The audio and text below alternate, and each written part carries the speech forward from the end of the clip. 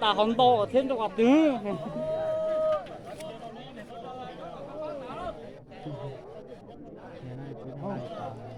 Gài tỏi nuôi có sẽ tiếng gài tỏi cha lo đó gài gì đó Ta này toàn trọc tì thò à, mình đi phúi tất đâu.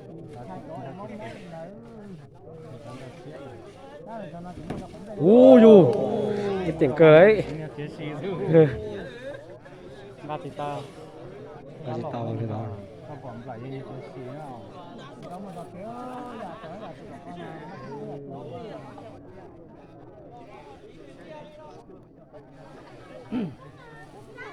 có quay ví dụ chi rồi ui nó rối à nó mình không téo giờ nó téo nhỏ đi con à này đấy nó lên kia cái chữ này chín đuôi à chín rồi chỉ nên mê đồ hả Một cái lúc quạt tứ hấp lá lòi tình gì hay. nhỏ kìa nó còn nên bị mê giói nó tự nhiên tôi sẽ kịp bao đấy rồi Có tới thay mà.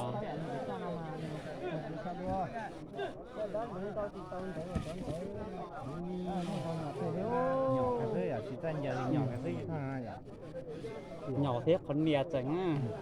nên nè thế nhỏ không là chỉ tên giờ tự nhiên nó cũng con giờ đây à Luôn chờ to lỡ chưa.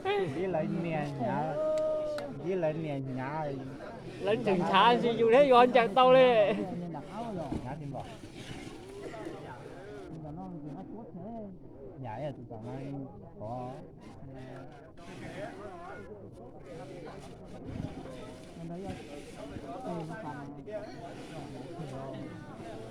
nó giờ xứ mà tài trợ rồi giờ dân mình lại này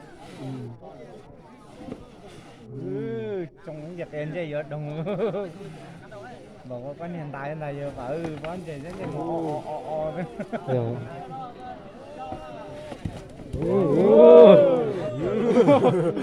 Xin lấy lia quá. nóng thông nó là bây giờ có ôn lúc nó lâu quá thử sách Con sẽ to ra. thì nếu là rồi riêng có gì thằng đó cút nó giống như là dạy đi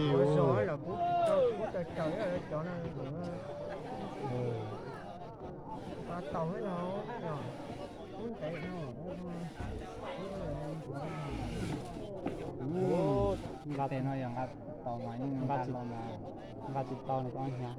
đó thì chỉ là nó gà một giờ có mùa mà gà tàu nó có chai tàu à ô chả đã to đau cử con gì chú ó đó là Nâu nẹp cánh á chứ. máu đi móc các khẩu mồi Ô giọt này chữ xí đó.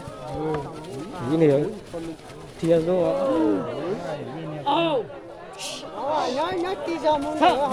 Mình đặt cái gì? Có chỉ cục bếp tổng có. ôi Chả móc có mua thế nào rồi, chứ nha. cún tè chỉ móc cá liền nó nhón lên thế cả không cầu à cái thiệt gì thế bánh cầu à gì này bánh cầu à Nâu nẹp cánh ấy ra. cho đây cho đi cho lui cho đi